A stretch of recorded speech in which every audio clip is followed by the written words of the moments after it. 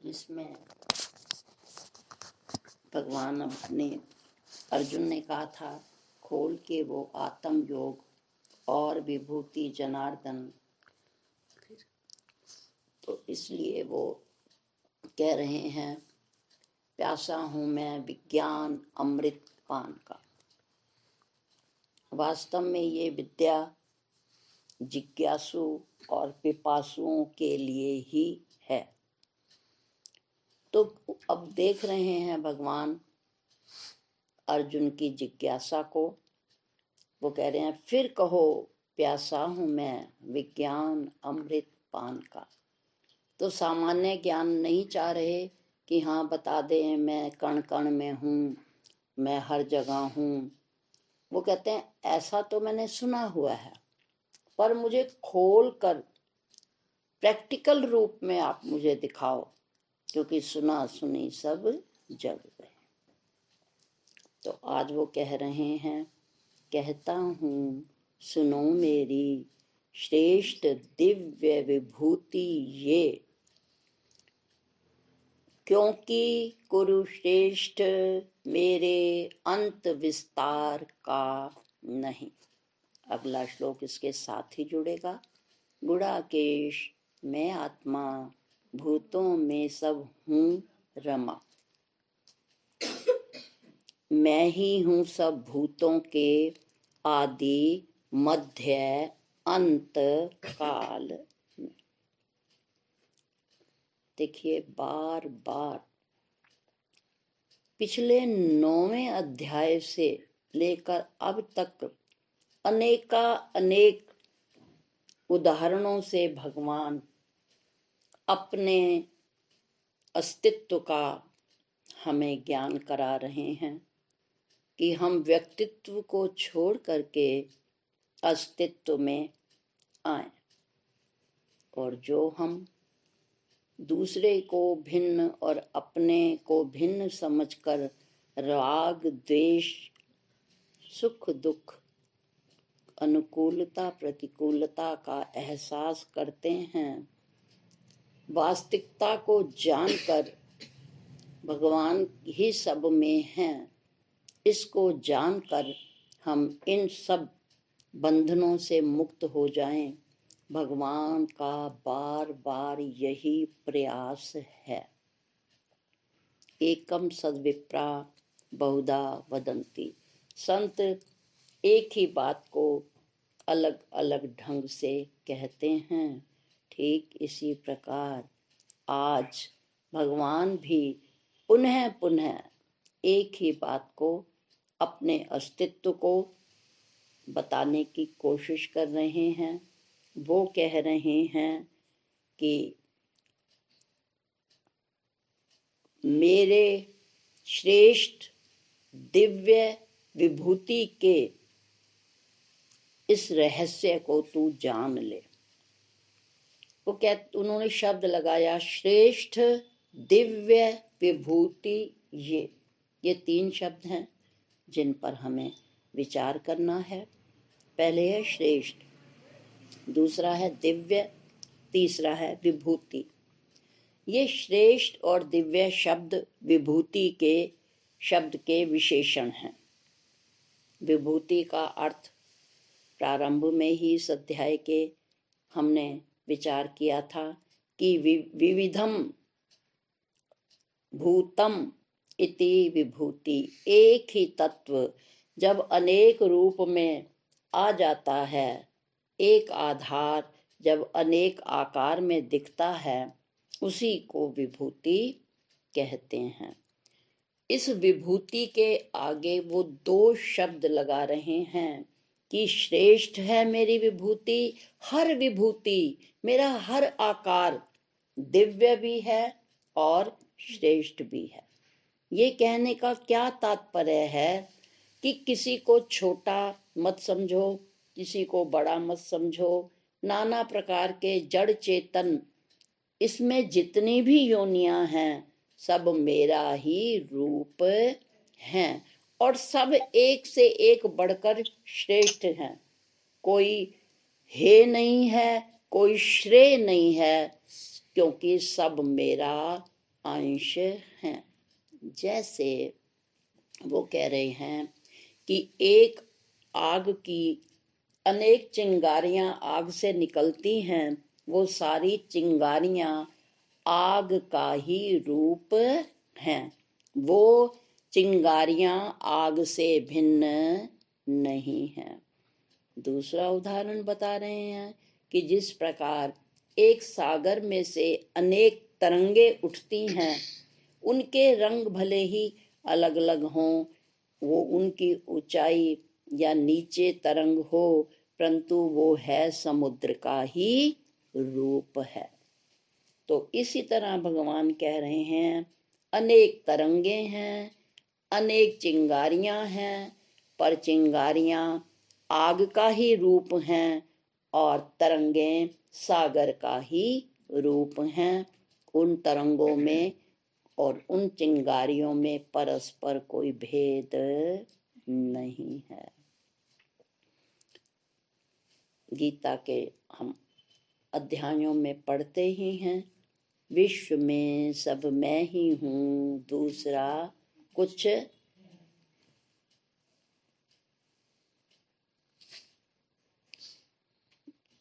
एक जगह स्थान पर और उन्होंने कहा, जहाँ तक जाति दृष्टि है, जहाँ तक फैली सृष्टि है, इदम मम रूप है। तीसरा उन्होंने ये भी कहा, मेरा ही अंश है जीव, अविनाशी जीव लोक में। इस जीव लोक में जितने भी जीव हैं, वो सब मेरा ही रूप हैं और मेरी ही तरह वो अविनाशी हैं। आकार भले ही विनाशी हों, पर उनमें जो उनका आधार है वो अविनाशी है। पूज्य बीजी इस बात का छोटा सा एक उदाहरण दिया करते थे कि जैस इसको संसार को ब्रह्मांड भी कहते हैं। तो कहते हैं ब्रह्मांड का संधि विच्छेद करें, ब्रह्म अंड यानी ब्रह्म का अंडा। तो गुरुदेव बताया करते कि जैसे चिड़िया के अंडे में से चिड़िया ही निकलती है, मुर्गी के अंडे में से मुर्गी ही निकलती है, ठीक इसी प्रकार इस ब्रह्मांड में जितने भी ये जीव रूप अंडे हैं, वो सब ब्रह्म का ही रूप है। अब इन अलग अलग उदाहरणों से वो एक ही बात हमें समझाने की कोशिश कर रहे हैं, पर हमें समझ नहीं आती। क्यों नहीं आती? फिर वही स्वामी जी का प्रिय उदाहरण बार बार याद आता है कि देवी कहती है कि हमें आप बार बार उस तत्व का दर्शन कराने की कोशिश करते हो, पर हमें दिखता नहीं। और स्वामी जी ने हंसकर कहा, हमसे वो छिपता नहीं। इसका क्या कारण है?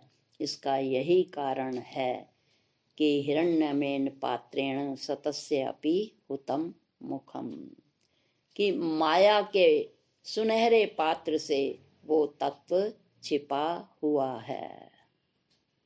मैं ही खुद पर्दा बना था, मुझे मालूम न था, दोनों इल्लत से जुदा था, मुझे मालूम न था। तो मालूम कैसे होगा? इसके लिए एक जिज्ञासु प्रार्थना कर रहा है, ऐसी निगाह बना दे हर जा मैं तुझको पाऊं, पल भर भी तू न बिसरे तेरे गीत सदा मैं गाऊं। ऐसी प्रार्थना कर रहा है। जब जिज्ञासु अर्जुन की तरह ऐसी प्रार्थना करता है, उसको पता है कि ऐसी नजर गुरुदेव ही दे सकते हैं। नानक नदरी नदर निहार, कि ऐसी जो निगाह है वो गुरु ही बना सकते हैं।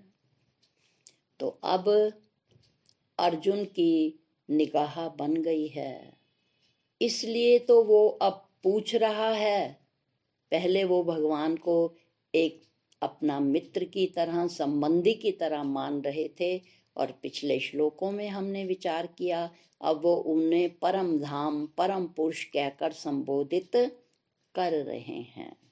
तो उनकी इतनी निगाह बन चुकी है कि ये सामान्य नहीं हैं, ये परम पुरुष हैं। और इस विभूति का, और मैं कैसे विभूति को देखते हुए भी स्व में जुड़ूं, इसका ज्ञान मुझे केवल श्री कृष्ण ही दे सकते हैं। तो इसलिए वो उनसे भी प्रार्थना जिज्ञासु की तरह कर रहे हैं, और भगवान उन्हें अपना भेद बताते हुए अगली पंक्ति में कहते हैं, क्योंकि कुरुक्षेत्र मेरे अंत विस्तार का नहीं। वो कहते हैं और विभूति की क्या विशेषता है, जहाँ श्रेष्ठता, दिव्यता इस विभूति की एक विशेषता है, वहाँ एक और विशेषता भी है कि मेरी इन विभूतियों का कोई अंत नहीं है। इसी बात को कहा गया गुरु ग्रंथ साहिब में। क्या कहा गया कि तेरी महिमा अपरंपार। उन्होंने कहा क्योंकि तेरा जो रूप है वो अनेक रूप में है, तू अपार बेअंत स्वामी।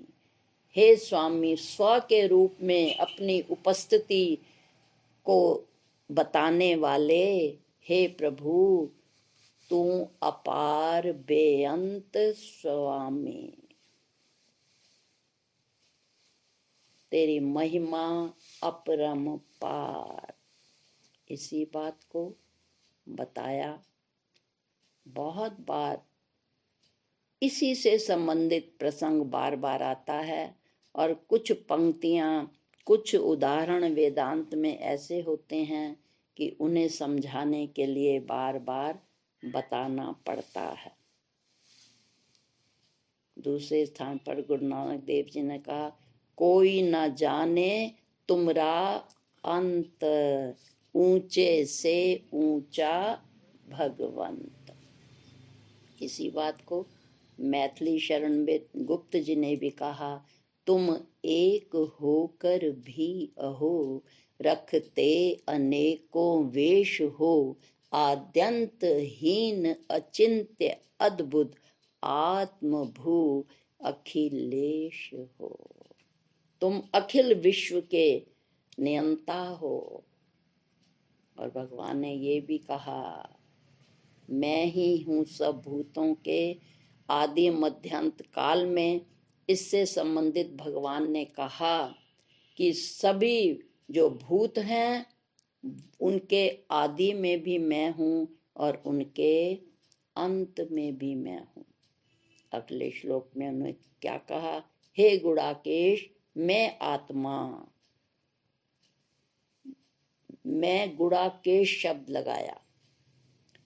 गुड़ाकेश का अर्थ है निद्रा को जीतने वाले।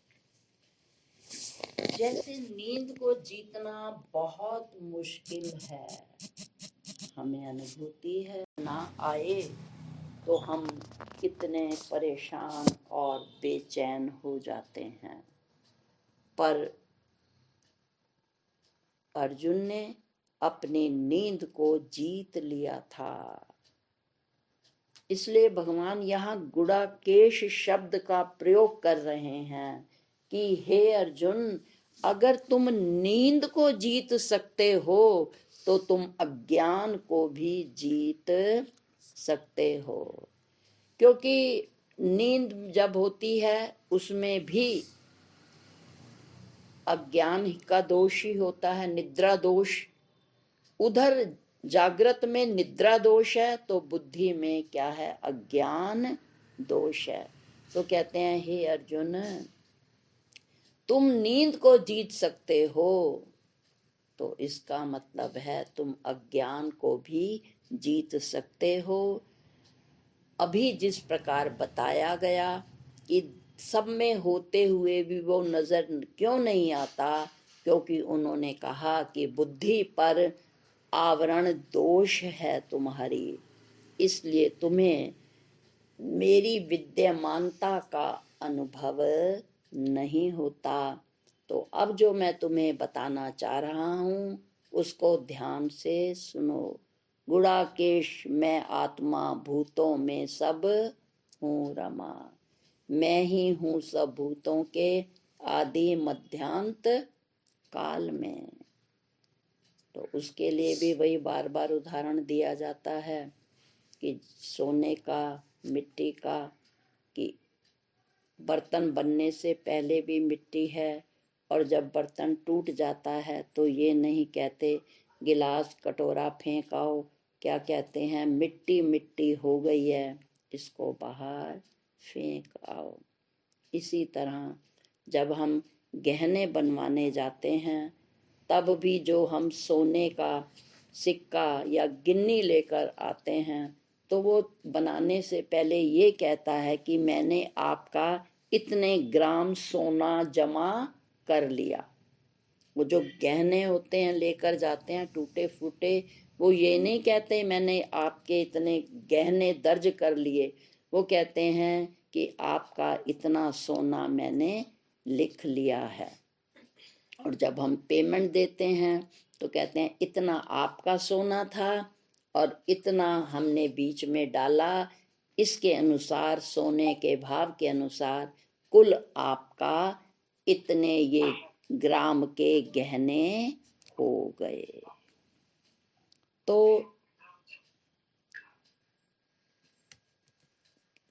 गहनों के शुरू में भी क्या था? सोना, और अंत में भी क्या है? सोना। एक और उदाहरण संत अक्सर देते हैं कि पहले समय में ऐसे मालाएं नहीं हुआ करती थी और बुजुर्ग लोग गिनती करते हुए भूल जाते थे, तो वो एक सुतली को लेते थे और उसमें गिनकर 108 गांठ लगा देते थे और फिर उससे माला जपते थे। और जब अपना उद्देश्य पूरा हो गया और जरूरत पड़ी सुतली की तो फिर वो उसको खोल भी लेते थे। तो जब उन्होंने शुरू किया किससे, तब भी सुतली थी, और जब उसको उन्होंने खोल दिया तब भी सुतली ही है। तो कहते हैं हे अर्जुन, तुम अपने अज्ञान को जीत लो। बार बार निश्चय करो कि भूतों को मध्य में मैं ही हूं। इसके जानने से क्या होगा? जो तुम्हें दुख हो रहा था युद्ध से पहले, ये मेरे अपने हैं, मैं इनकी गोद में खेला, ये मेरे भाई हैं, मैं इनके साथ खेला, तुम्हें पता लग जाएगा कि जो ये हैं सो मैं हूँ।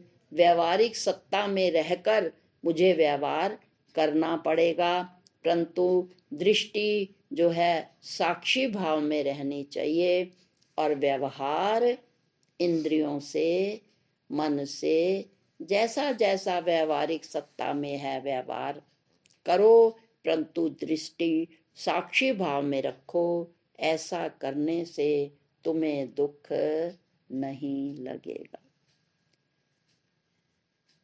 इस संदर्भ में एक छोटा सा रूपक याद आया कि भगवान कृष्ण बैठे हैं वट वृक्ष के नीचे, उनको व्याध का बाण लग चुका है, उद्धव पास बैठे हैं।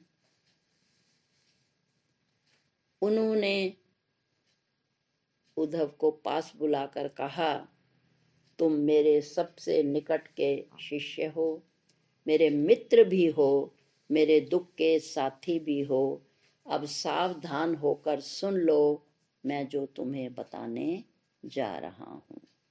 उन्होंने कहा, मित्र, मेरा अवतार कार्य पूरा हो चुका है, अब मेरी परलोक गमन की तैयारी है। सब देवताओं ने मेरे आगमन के लिए विमान आदि तैयार कर लिए हैं और अब कुछ ही क्षणों में मैं इस परलोक धाम चला जाऊंगा। सुनकर उद्धव विवल हुए, परेशान हुए, रोने लगे। तब उन्होंने कहा, उद्धव, मेरे साथ निरंतर रहने का क्या फायदा हुआ? अगर तुम अभी भी विवल हो रहे हो, एक बार आओ, बैठो, मैं तुम्हें एक बार फिर अंतिम ज्ञान दूं, क्योंकि ज्ञानम लब्ध्वा परम शांति। तुम्हें दुख क्यों हो रहा है? मेरे आकार को देखकर। आकार कभी भी शाश्वत नहीं होते। उद्धव, आकारों के भुलावे में आने की कोशिश मत करो। मैं सतरूप हूँ।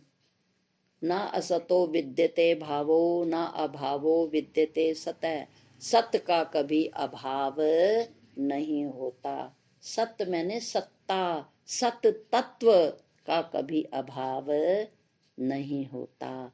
और आकार यानी ये असत का कभी भाव रूपता होती ही नहीं।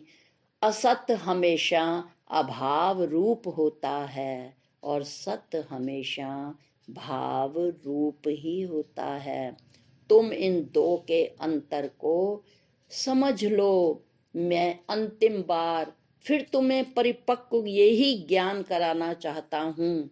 मेरा अंतिम उपदेश यही है, साक्षी भाव में स्थित रहो। जब जब तुम इस मन का साथ करते हो, ये तुम्हें अभाव रूपता ही दिखाता है, ये भाव रूपता की ओर नहीं ले जाता। और जब तुम बुद्धिगत ज्ञान से विचार करते हो, तो बुद्धिगत ज्ञान कभी तुम्हें दुख रूपता नहीं देता, क्योंकि बुद्धि में हुआ गुरु प्रदत्त परिपक्व ज्ञान मन को नियंत्रण में कर लेता है। तो यदि तुम साक्षी भाव में स्थित रहोगे और एक चलचित्र की तरह अलग होकर इसको देखते रहोगे, तो तुम सुखी रहोगे। यदि चलचित्र के दृश्यों के बदलते रूप के साथ तुम अपने मनोभावों को भी बदलते रहोगे, तो जब उस चित्र में अनुकूल आएंगे, अभिनय करेगा कोई, तो आप प्रसन्न होंगे। और जब कोई प्रतिकूल अभिनय आएगा, दुख रूपता का कोई किरदार आएगा, तो तुम रोने लगोगे, एक अपरिपक्व बच्चे की तरह। पर जब परिपक्व कोई व्यक्ति पिक्चर को देखता है, वो स्वयं भी चुप रहता है और बराबर वालों को भी यही समझाता है, बेटे ये तो पिक्चर है, इसको देखकर तू क्यों रो रहा है?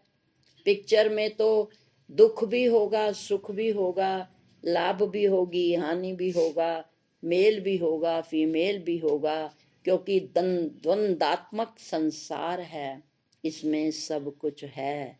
पर तुम इसे एक दृश्य की तरह देखो, इसे एक पिक्चर समझकर देखो। तो जब बच्चा ये बात समझ जाता है, तो वो भी शांत हो जाता है। तो यही बात भगवान समझाने की कोशिश कर रहे हैं कि सब भूतों में मैं हूँ रमा, सब भूत प्राणियों के अंदर मैं ही रमण कर रहा हूँ। जब ऐसा समझोगे, इस भगवान की अस्तित्व को समझ जाओगे, उसकी हस्ती को समझ जाओगे, तो स्वामी राम तीर्थ की तरह हम भी हर समय अलमस्त रहेंगे। वो प्रकृति और प्रकृति के नजारों में डूबते नहीं थे, उनका आनंद लेते थे। वो क्या कहते थे, उनमें उन्हें सब में एक सत्ता, अस्तित्व नजर आता था। वो यही कहा करते, ये मेघ मुझे नहलाते हैं, नदियाँ मेरी प्यास बुझाती है, ये वृक्ष मुझे मेरी भूख मिटाते हैं, ये पवन मुझे सहलाती है, क्योंकि सब मैं ही हूँ, सब मैं ही हूँ, सब मैं ही हूँ।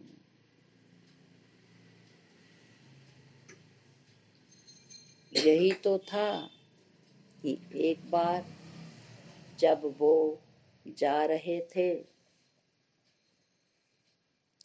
किसी जंगली स्थान की ओर, सामने से उनके नजर पड़ी एक बब्बर शेर बैठा था, अपने पंजे को आगे फैलाए हुए, उसकी आंखों में आंसू थे। रामतीर्थ जी ने जब दूर से देखा, उन्होंने कहा, अरे मित्र, तू क्यों रो रहा है? देख, मैं आ गया हूं तेरे रुदन को समाप्त करने, तू रो मत। वो निडर होकर के उसमें अपनी छवि देखते हैं और आगे बढ़ते चले जाते हैं। प्रियता की नजर उस पर डालते हैं कि जो ये है सो मैं हूँ, जो मैं हूँ सो ये है। इस दृष्टि को ध्यान में रखते हुए वो बार बार आगे बढ़ते हैं। शेर का आकार ना उन्हें भरमा रहा है, ना उन्हें डरा रहा है। उनकी दृष्टि शेर के आकार पर नहीं, उसमें बैठे उस परमात्मा तत्व की है। और वो निडर होकर के पास जाते हैं। वो ही है कि आपे वाज मारे, आपे बोल दातू। वो जब प्रियता से उसको ऐसे देखते हैं तो शेर भी अपने जो उग्र स्वभाव है उसको छोड़ करके बड़ी प्रियता से उनकी तरफ निहारता है। और जैसे वो पास जाते हैं, अच्छा तुम इसलिए रो रहे थे, तुम्हारे पांवों में कांटे चुभे हैं। और ऐसा कहकर वो अपनी जेब से रुमाल निकालते हैं, उसके कांटे को बाहर निकाल खींच करके बराबर ही थोड़ी दूर पर कुछ पानी सा बह रहा है, वो उस पानी में रुमाल को गीला करते हैं और उसके पैर पर बांध देते हैं। कथा कहती है कि जैसे ही वो उसके पैर का कांटा निकालकर खून बहते हुए उसके पैर में रुमाल बांधते हैं, तो वो शेर अपनी जीभ से उनके पैरों को चाटकर नमन करता है। तो ये है स्वामी राम तीर्थ की दृष्टि। तो कहते हैं, जब हम तत्व को जो भगवान अर्जुन की दृष्टि बनाना चाहते हैं, यदि हमारी भी वही दृष्टि बन जाए तो हमें जो, क्योंकि नानत्व हमेशा दुख का कारण होता है। बार बार वो हमें कितने श्लोकों में एक ही बात को समझाने की कोशिश करते हैं। आत्मदृष्टि बनाओ, कहा हमारे वेदांत में, दृष्टि ब्रह्ममयी कृत्वा पश्येत आत्मवत जगत। बार बार वो कह रहे हैं, भ्रम में मत घूमो, भ्रम दुख कारणम। भ्रम ही हमें भ्रमण की ओर ले जाता है। रज्जु में हमें सर्प की प्रतीति होती है, हमें डर भी लगता है, हम चक्कर भी काटते हैं, हम साधन भी ढूंढते हैं, हम किसी से बात भी करते हैं। और यदि एक समझदार व्यक्ति आता है, वो हमारी दृष्टि बनाता है। कहता है एक बार जरा लाइट तो जला के देख लो, सारी लाइटें जला लो, थोड़ी सी हिम्मत करो, अपने इस मोबाइल की लाइट उस पर फेंको, हल्का सा डंडे से हिला के देखो, कुछ हिम्मत करो। और जब किसी समझदार व्यक्ति के प्रेरणा से हमारा थोड़ा डर कम होता है, हम हिम्मत भी करते हैं, कोशिश भी करते हैं, और जब हम जाते हैं, बैटरी उस पर रोशनी डालते हैं, तो हमें यथार्थ ज्ञान हो जाता है कि ये सर्प नहीं, ये तो टेढ़ी मेढ़ी रस्सी है। उस समय जो हमारा भ्रम है वो दूर हो जाता है, और जो हम चक्कर काट रहे थे, कोई चीज ले आऊं, फटाफट इसको ढक दूं, कोई डंडा लेकर प्रहार करूं, इसे मार दूं, द्वार खोलूं, इसे बाहर निकाल दूं, कितनी भ्रमपूर्ण धारणाएं हमें चक्कर लगवाती हैं। पर जब समझदार व्यक्ति का हम कहना मान लेते हैं, कुछ प्रयास करते हैं, हमें यथार्थ ज्ञान हो जाता है, तो बीजी महाराज कहते थे कि सब धंधियां तो छुट्टी।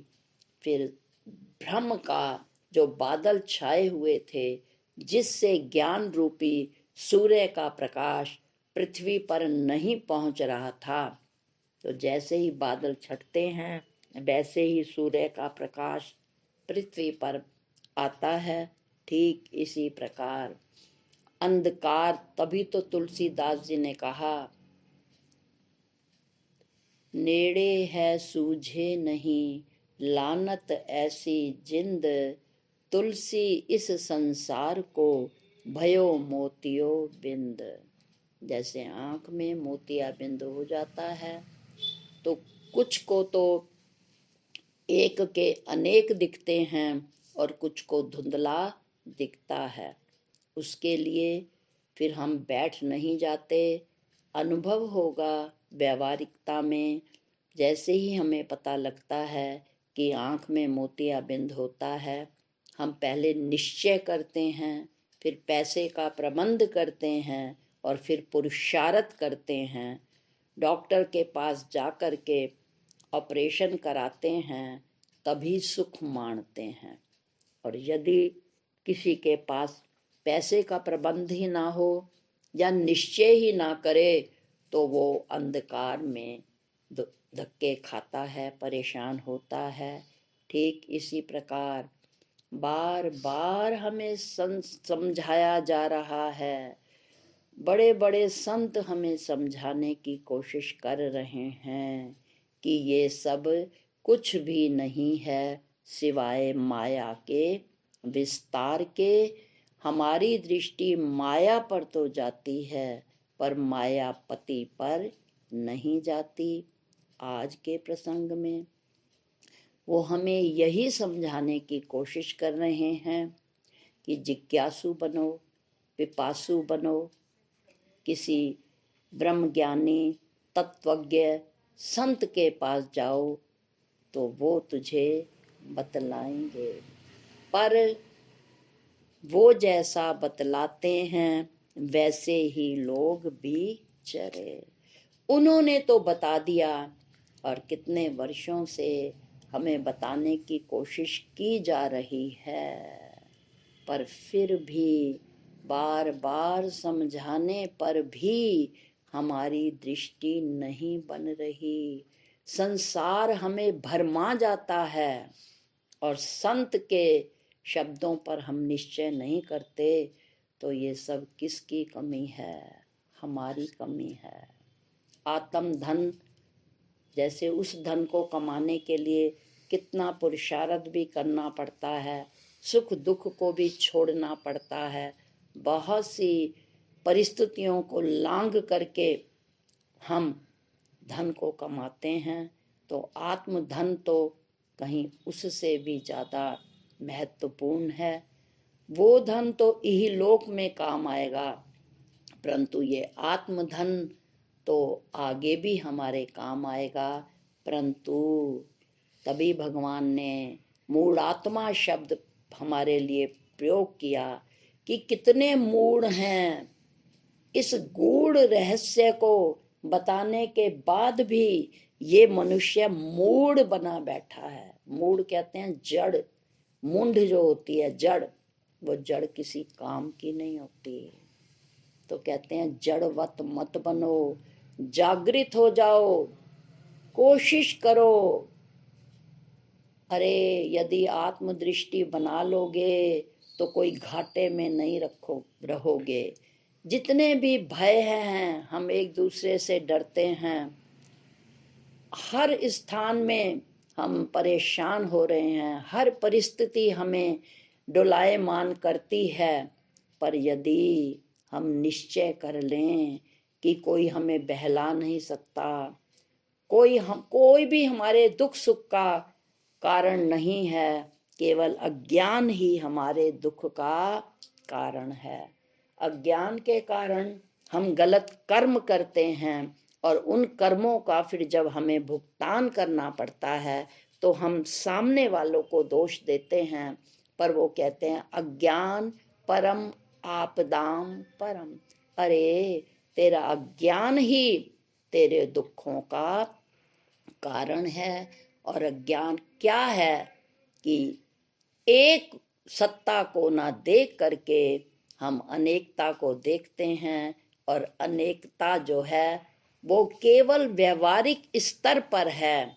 तो कहते हैं व्यवहार इंद्रियों से करो, परंतु मन और बुद्धि मुझे सौंपे, मत परायण हो रहे, ऐसे सदा समाधि में रहे योगी मनोजयी, वो शांति मुक्ति की पावे, मिले मेरे स्वरूप में। तो कोशिश करिए, बार बार जो हमें समझाया जा रहा है, इस बात को अभी प्रैक्टिकल बड़ा मुश्किल है, पर निश्चय करो पूर्ण मैं हूँ। निश्चय करो ये ब्रह्मांड मेरे लिए दुखदाई नहीं है, मैं ब्रह्म का अंडा हूँ। अरे मैं उस ब्रह्म का अंश हूँ। तो जब मैं ब्रह्म का अंश हूँ तो जितने भी हैं वो सब ब्रह्म के ही अंश हैं। आजकल की बात छोड़िए, पुराने समय में कितना भाइयों को भुजा कहा जाता था कि भाई बहन भुजा होते हैं। तो यदि पता लग जाए कि ये सब मेरे ही सहयोगी हैं, ऐसा जब निश्चय करेंगे तो कौन किसको दुख देगा। क्या अपनी माँ अपने बच्चों को दुख दे सकती है? कभी नहीं। बच्चा विपरीत सोचता है, माँ यदि उसको कड़वी दवाई पिलाती है या उसकी भलाई के लिए उसे डांटती है, बच्चा उस समय माँ को गलत समझता है। पर जब बड़ा हो जाता है या दवाई पीकर जब वो स्वस्थ हो जाता है तो समझदार बच्चा तब समझता है कि माँ तो मेरी भलाई चाह रही थी, मैं ही माँ को गलत समझ रहा था। इसलिए जब भी कोई विपरीत परिस्थिति आती है, जब कोई विपरीत व्यवहार करता है, उस समय मन को यही समझाओ, मन ये ब्रह्मांड का तू अंश है, इसके सभी जीव तेरे अपना रूप ही हैं। अपने प्रतिबिंब को जब हम देखते हैं तो बिंब की तरफ लौटते हैं तो पता लगता है ये केवल आभास मात्र है। विश्व में सब मैं ही हूँ, ये भी मेरा रूप है। तो आज से अभी निश्चय करो, इसको पहले केवल रट लो, और इसके लिए पुरुषार्थ तो करना पड़ेगा। ये मन नहीं मानेगा, बिल्कुल नहीं मानेगा, पर गुरु कृपा से प्रार्थना से बार बार कहो, हे मन ब्रह्मांड की हर वस्तु हर व्यक्ति तेरे लिए सुख रूप है, दुख रूप नहीं है। जब कोई सामने वाला गलत व्यवहार करता है तब ये कहो ये इसका स्वभाव है। वास्तव में उसका स्वभाव देखकर अपने भाव उसके स्वभाव के अनुसार मत बनाओ, बल्कि उसके स्वभाव को देखते हुए अपना भाव सिर्फ पीछे रखो कि इसकी पीछे इसको ईश्वर ही चला रहा है, इसकी कोई गलती नहीं है, क्योंकि भगवान ने कहा है यंत्राकार फिराता हूँ भूतों को निज शक्ति से, या फिर मेरे कर्म ही इसे ऐसा करने की प्रेरणा दे रहे हैं कि जिससे इसके प्रति जो मैंने गलत कर्म किए हैं मुझे भुगतान तो देना पड़ेगा। तो ये जो है मेरे लिए गलत नहीं है, मेरे कर्म ही गलत थे, मैंने इसके प्रति ऐसा किया होगा तो आज इसका भाव मेरे लिए गलत बन रहा है। परंतु इसके पीछे ईश्वर बैठा है और जो ये गलत क्रिया कर रहा है ये मेरे कर्मों का परिणाम है। तो यही हमें आज समझाने की भगवान कोशिश कर रहे हैं। गुणाकेश मैं आत्मा भूतों में सब हूँ रमा, मैं ही हूँ सब भूतों के आदि अंत काल में। तो सब शब्द लगाया कि जितने भी भूत प्राणी है, चर चरा अचर जगत है, सबका उत्पादक मैं, मेरे से सब हो रहा। ऐसी दृष्टि जब बनाएंगे तो नजरें बदलने से नज़ारे बदल जाते हैं, कश्ती को मोड़ो किनारे बदल जाते हैं। तो जब हमारा जैसी रही भावना, जैसी प्रभु मूरत देखी तिन तैसी भावे च उपलब्धे सच्चै। यदि हमें अच्छा उपलब्धि हो तो हमें अच्छे भाव बनाने ही होंगे। यही बात आज भगवान अर्जुन के माध्यम से हमें समझाने की कोशिश कर रहे हैं। ओम शांति शांति।